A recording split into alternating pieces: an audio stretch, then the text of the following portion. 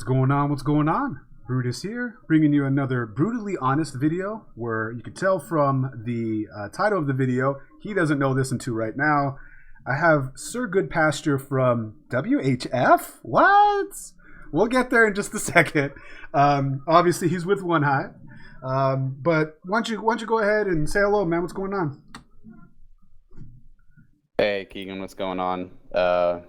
Great to be here on the channel and happy to share some thoughts and answer some questions for the community. Yeah, there was a lot of people that had asked for you when I was doing this. And why don't we just start with some of the basics right away? And like regionally, where are you from in the world? I'm from Boston. Did a lot of growing up in Florida and went to school in North Carolina and then back up to Boston for grad school and life after. So you said grad school. What did you study? Business, finance. Do you have your grad school? So MBA? Wow, yes. Congratulations, man. I'm envious. That's something I'm also personally striving for myself. That's awesome. Yeah, it's if you can do it all at once, it's a lot of fun. If you're going the nights or part-time, then it can be a grind for sure, but definitely. Yeah, I'm late in the game, so I'm doing the grind, but you know, there's something about just even if your degree is in being a janitor, you hear me out. The fact that you have a degree is an accomplishment and something that you should be proud of, whatever it is, because you know not everybody can do that, and it's really hard to do it if you don't, do it right out of school and things like that. So that's awesome, man. I'm very envious of you, and congrats. For prior to Clash, let's actually segue into what do you do outside of all the clashing that you do right now? Like, do you mind sharing what your profession is? Yeah, I'm an equity analyst. So fundamental research and analysis, stock selection for a focused portfolio strategy here in Boston. So early mornings and lots of reading. That's that might not interest some, but it interests me because here's the other part. Isn't that somewhat like in the same vertical of what Jake does from OneHive Rates? I actually do not know what Jake does. He does managing money for smart investments, financial basically, but smart things with other people's money for the long term.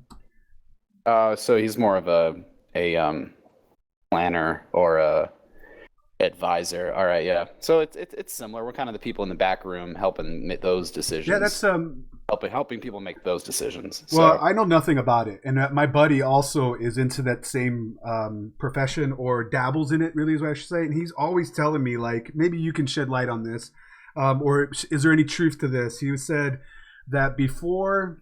What did he say? It was about before Donald Trump took office, or the inauguration day or something like that. Yeah, when took office, that you should buy a stack now because it was going to be super low, and then like the next day it was going to skyrocket or something like that, and then sell it the next day and you can make an easy $2,000 or something like that. And there are definitely people that were trying to, play the market, whether it was, going long or going short based on the election results. I mean, obviously, the markets have gone up significantly since the election and since the inauguration. Yeah, but that's true. It's definitely, I mean, that's I'm not really into the short term like that. It's more long term trends for me. If there's little hiccups along the way, then that happens. Well, if I ever have any questions about why my 401k is not growing, it's nice and have faith in knowing I know someone I can direct message. So thank you. Sounds good. So tell me about how you found Clash of Clans from the very beginning, man. What is your pickup story of Clash of Clans? I was actually thinking about this the other day because I knew you'd ask. I was sitting in this like pub in college, and one of my roommates is just always on his phone. I was just like, what are you doing, bro? And he's like, man, I'm addicted to Clash of Clans. And I was like, what the heck is that? And then downloaded it, and here we are. That was 3 or 4 years ago. Wow. Did you? When did? Obviously, spent a significant amount of time in the noob world and out of clan wars and whatnot. Just slowly working your way up. Sat at Town Hall 8 for a little while, kind of caught everything up. I was probably a little rushed at some point. And then Town Hall 9 took, it takes a while if you're not gemming everything. So When did you get into the war scene? When did that moment happen for you where you stopped? Because everybody has it that's in the war scene, where you stop caring casually and farming, and you're like, I want to be great. I want to push. I want to be like in a high competitive war scene. What was that story for you? How did that happen? yeah, so I kind of bounced around clans with some college friends and ended up just in like a situation where it didn't seem like it was that serious. I was like, if I'm going to put a little bit of time into this, I want other people to put a little bit of time in. So I guess kind of around the time I started getting my heroes up and I was starting to do better than other people, Clan Wars, I wondered if, is there anything else out there? And I think the first video that kind of put me on was the Super Queen farming that Powerbang put out like ages ago. And then I kind of found some other YouTubers from there, kind of starting with him and some other smaller channels. And that led me to WHF, which was my first, call it hardcore war clan. Wow, I never knew that. I knew you were in WHF, but I didn't know that was your cherry popper. And I do know what you're talking about with Powerbang's videos from way back in the day. Even his funneling 101 and his Go-Ho and Go-Laloon, they're still very much relevant in today's world about the content that they cover because it was so well put together. I still today, and you know this, I have my own personal clan that I have with another account. I still direct some of those guys that are, like you mentioned, brand new to the war scene, brand new to the 3-star philosophy, but have the desire to get there. I still point them to those types of videos. They really were great. Yeah, some of those introductory lessons are timeless, and you have to know the fundamentals, and that's the thing that you'd hope when you're in a clan like WHF, or if you're in a clan like OneHive, you're surrounded by people that just have fundamentals down. And I mean, now it's because we've been doing this for 2 years. It's when you mentioned that we've been doing it for 2 years, I think a lot of people do not put a lot of weight behind that comment because they're quick to say, and I'm kind of in that boat where Town Hall 9 is dead, or it's easy, or it's automatic, or why you should be 6-pack in every war, right? We forget that we have years of experience, tons and tons of years of failing to get to a certain point.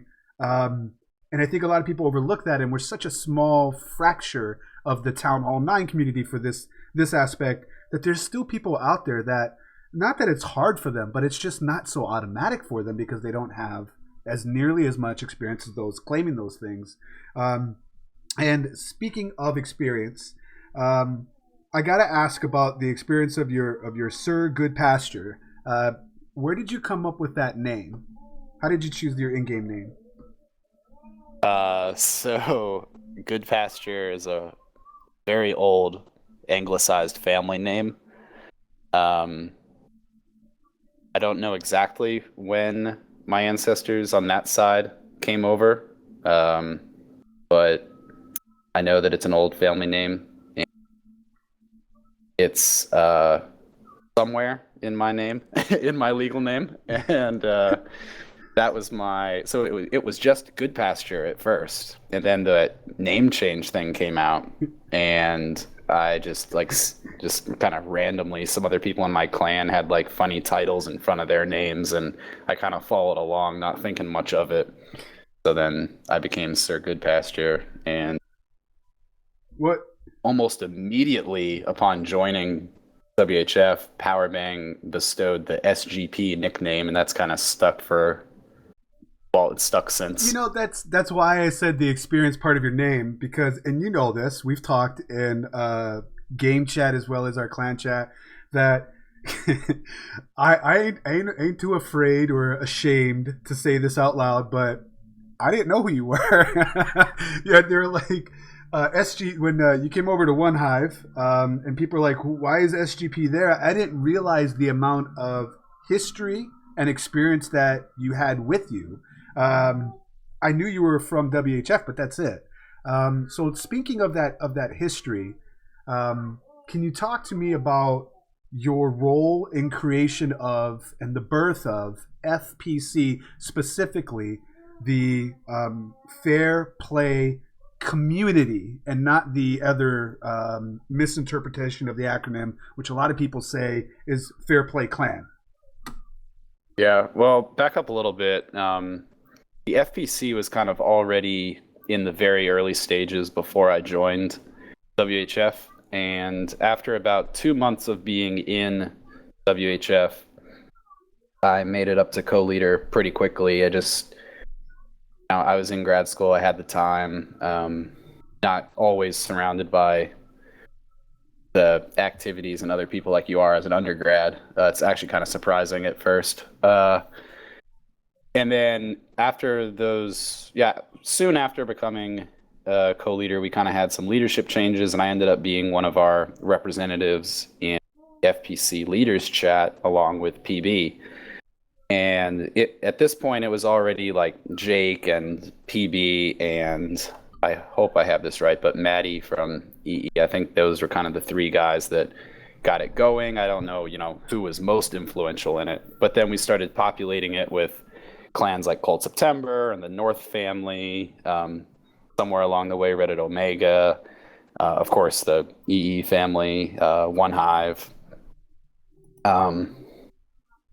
And the leadership part of it, it was just, we had some minor rules. It was just to keep up fair play, and it was a dedication amongst our clans, the member clans, to be on top of fair play and collaborate with each other and be open and start arranging wars in good faith. Yes, some good faith measures, kind of evening up breakdowns if we randomly matched or stuff like that, little things.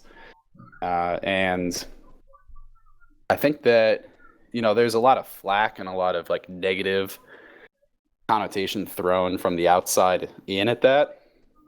But it was a great thing for a while. And I mean, it really got all those clans and now, the household names that we talk about, got them going and really brought interest and dedication from people. So it was, and I mean, of course, there was, the fair share of drama along the way. Yeah, unfortunately, with anything you do. Plus, this happened before the banhammers even existed. Oh, yeah, we were going, yeah, it was way before. Way before. I remember watching, mine was Jake from OneHive. I remember watching the video announcing it and looking at the clans involved in it, and you named a lot of them, if not all of them. And basically the message of, this is back in the days where it was very much that we still hear sometimes now, where, are you fair play or are you a filthy modder, closet modder? Like, grab your pitchforks, right? Pick a side. It was very much like that, but it was also very frustrating at the point because we had very unresponsiveness from the developer, and that just wasn't like that for some people that may not know that may not be in the scene for that. They didn't know how far it's come and really why so many people are looking forward to where we are now and heading towards, with still a lot of work to do. And I felt like the FBC, which also I think paved the way for other ideas of clans collaborating together to get together for a common purpose. And I just like the idea of what the FPC stood for. Tell me, what was your favorite memory, because you were a part of that while you were at WHF. Tell me about your favorite memory, or one of them, because I know you have many, while you were at WHF and being a part of the FPC as well. Favorite memory at WHF? Well, I was in WHF for about 13 months. I'd say the one that really sticks out is the Power Cock War from pretty close, sometime summer Yeah, pretty close to when I left, actually. So it would have been later in 2016. We did a midweek war with Power COC, and I think it was a 40-man. Is a tie, 115, 115. So, I mean, obviously both clans played pretty well. But we had a Town Hall 10v10 triple in like the last 2 minutes from Agent. And then we had a 11v11 triple from Caps. Hashtag six-pack Caps. In like as time expired, that got us to 115. And then we had the percent. And it was just like I'd never been in a war where it was like that intense, and literally the last two attacks, and you say, oh, it came down to the last second. Like this was actually like the last second, like the war was ending, and we didn't know what was going to happen. Those are the best. I love that feeling. But we knew we had to go for the 3 because the Town Hall 11 was 1-starred, and we needed 2 stars.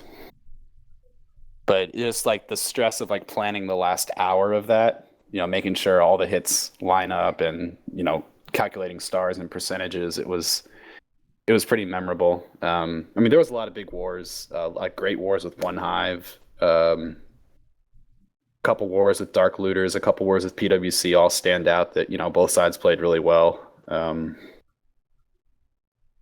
like you have a lot of fond memories there. Yeah, really great. I mean, obviously, started out coming from the noob world to WHF. I was probably the worst player in the clan at one point, and got up to a point where, I felt like our Town Hall 9s were at one point probably the best in the game, and, building off of each other was a lot of fun. So the elephant in the room that everybody wants to hear, and it's something I got asked a lot of, only because of the sheer coincidence that I do the recaps for OneHive at the moment. But everyone asked, the moment that I put you on a recap and like, hey, look, well, CWL didn't help. I tried to slip you in there. Not that it was trying to be hidden or anything, but people were asking like, what are you doing at OneHive? And so that's when I come to find out, I was like, oh my gosh, I didn't realize how involved you were at WHF and things like that, and I felt a little embarrassed, I guess, that we had that conversation. It's like, well, I don't know who you are. Sorry, I felt like a noob right there. But so to walk me through that decision, because I know a lot of people watching this are probably going to want to hear that answer, and I don't like speaking for others. So why the decision to move from WHF to what may be considered your mortal nemesis, OneHive? Yeah, no secret that WHF and OneHive definitely been, respectful rivals. Yeah, it was I like that. Very respectful rivals. Over the course of, I don't know, since we started arranging wars. Power Bang versus Jake, and WHF had lost a lot of members to OneHive and in the early run. Started doing a lot as a co-leader for WHF, just more and more responsibility. Started doing the arranged wars, building up a schedule. Then, when we had to, tinker with the roster, we had to upkeep the weights and the heroes, which, I don't know like what the process is now with the CWL. I know that they're putting in a lot more guidelines, especially for like Town Hall 10 and whatnot, but matching up those weights and the hero levels back in the day was terribly annoying. Keeping up a Google Drive with the other co-leaders and the people you're arranging with, starting a group me session, it just seemed like you never had a day off as someone that was doing that. And then we started tracking stats, which we had a program that basically did it for us, which wasn't too bad, thank goodness. We used Clash tools to extract our stats from and manage our wars on, which kind of takes some upkeep in its own. And then recruiting and coordinating between clans. I mean, if you're that involved, you're going to burn out at some point. And I burned out hard, like July 2016, and just like posted like a I'm quitting essay and stepped away for a while. Couldn't really step too far away though, and ended up kind of coming back, trying to delegate more responsibilities. Added some co-leaders, Smart moves. guys that are still there. I'm Smart sorry, what? moves. I mean, I hear what you're saying. I can Yeah. relate to a lot of it. That's smart moves. I mean, you're being burned out, so it's time to delegate, right? Or else if it seems too much like a job and not fun, I'd quit too. Yeah, we had some co-leader turnover, which doesn't help when you're used to someone doing something, all of a sudden you're doing it now. So a lot of the co-leaders we brought up during that time are still there and still co-leaders, which is great. So you could have picked anybody. So came Go ahead. back. Go ahead. Sorry.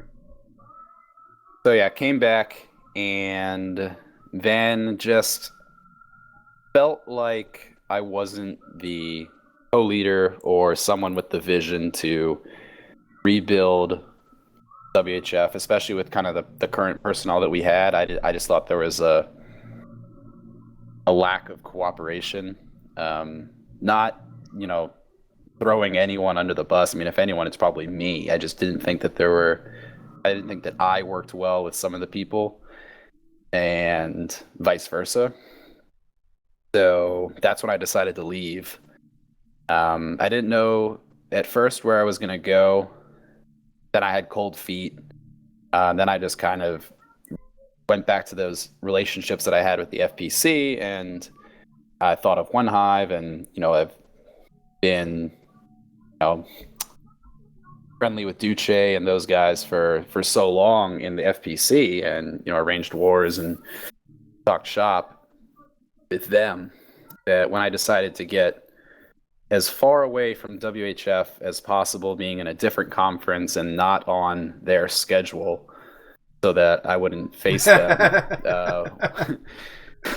Smart move, man. It worked out. It worked out well when I decided OneHive, and I'd say the biggest reason was that the leadership that was intact, and that there had been such little turnover in that regard for so long, that I just thought that they would be a good fit. There's a lot of thanks for being so honest with the answer, and I'm sure a lot of the listeners and viewers appreciate that as well. Can hear it in your voice.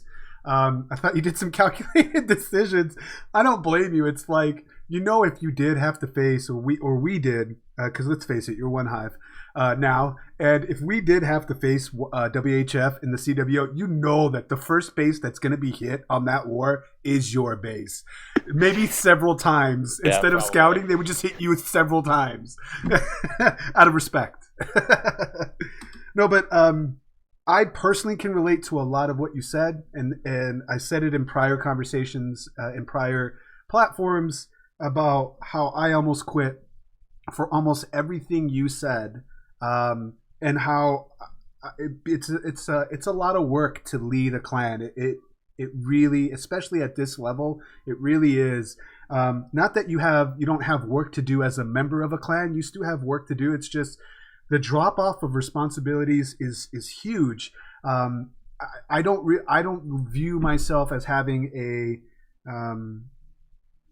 active hand in participation currently as I used to in my own personal clan, as I used to in the past. All the co-leaders do that. I just hold the title of leader so nobody can hijack the clan. That's basically it. Not that I don't trust any of them, but I really can relate to a lot of what you said.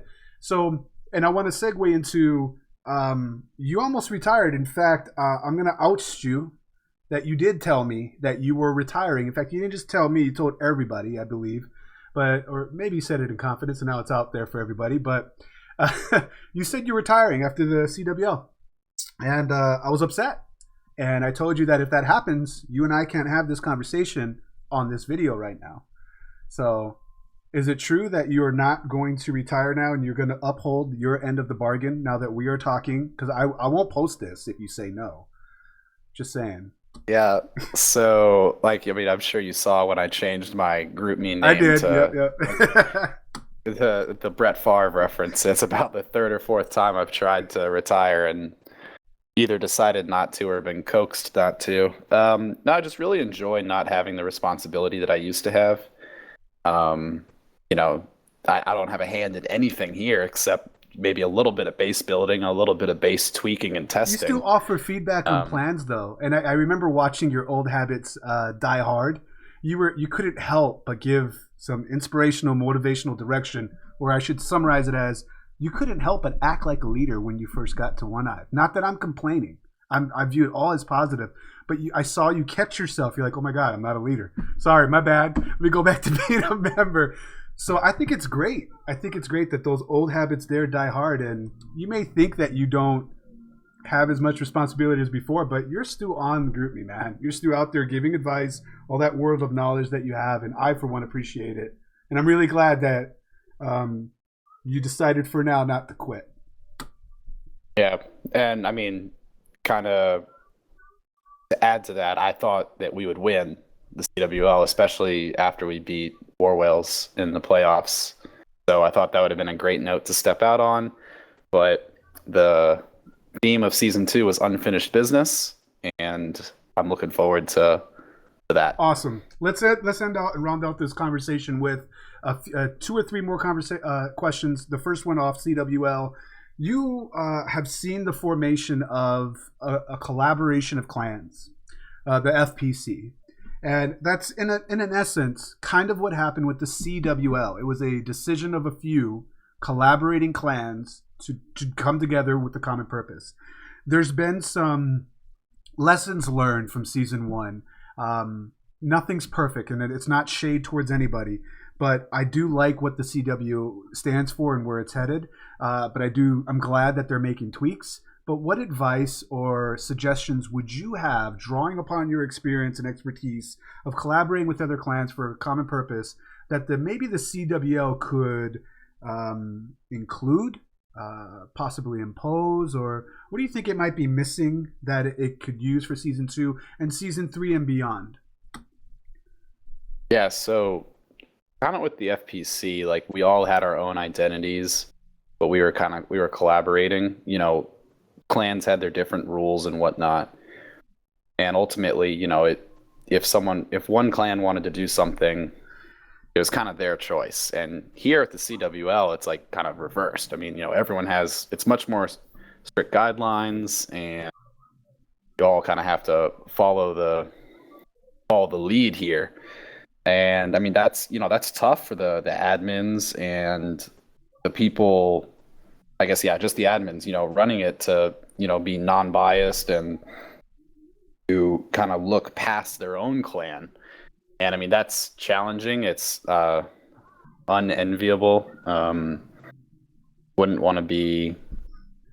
I mean, I kind of stepped away from that administrative role when I left WHF. I wouldn't want to be in that situation now, for sure. But I think just, you know, working together and being honest is, you know, kind of the best look for Season 2. I don't really know how the admins operate with each other, but I know there's a lot of good minds in there and people that are really, really experienced, and I would lean on that. Well said. For those that, because there's a lot of movement, and someone that also did experience movement in the middle of a season, what advice do you have for anyone that is aspiring for CWO greatness, that wants to get into the CWL?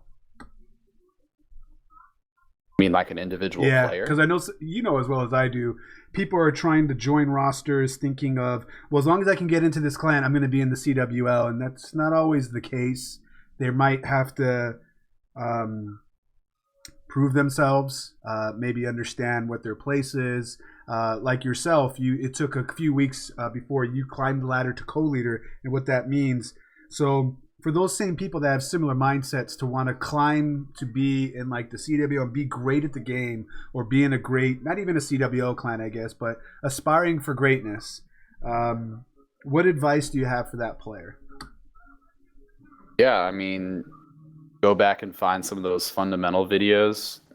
There's some dead channels on YouTube that have great fundamentals, from jump spell to how to funnel. You know, you don't get, most people, I would say, got really good at this game either from the of third-party apps are watching a lot of YouTube and then holding their breath when they tried it on a war attack. That's me. But yeah, watch some videos, find a good YouTuber that has, strategy advice. I mean, some of the old strategies don't, really apply anymore, but it's great to see someone break out an original strat. But yeah, just don't get frustrated. Try to do, work on everything. Work on building. Work on, what does someone do well and why, or why did something work? You have to care about your success if you want to be successful, right? Yeah. Right on. I have a fun, easy last question for you. Of all the Disney, because you strike me as somebody that loves Disney. I'm just totally moon facing you right there. But what is your favorite Disney movie?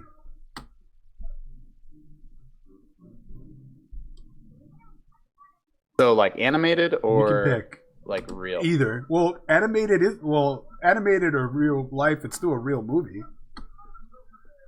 I meant like animated or like real. Why are you making this so complicated? I was gonna go with the Lion King. A timeless. Why? Why the Lion King specifically? What's your favorite part of that? Why'd you go to that one first?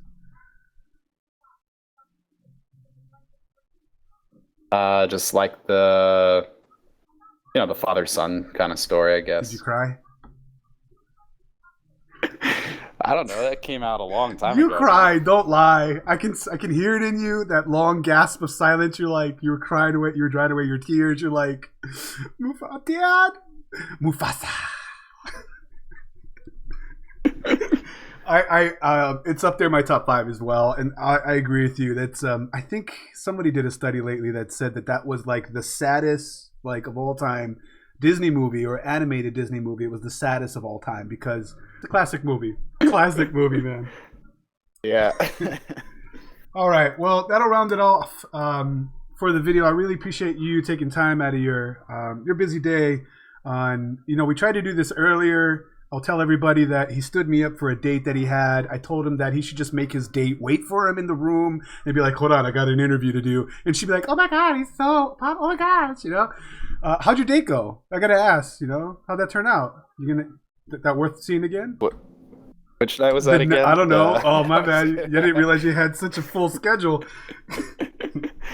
Nah, all right. And I still think it was funny. I was like, dude, just bring her into the house and tell her just hold on for 30 minutes. Anyway, thanks for taking time out of your busy schedule, Matt. I appreciate it. And being so honest with your answers. But that'll do it for this video. Once again, it's Brutus and SGP reminding you got to be better than a double. And we will check you next time.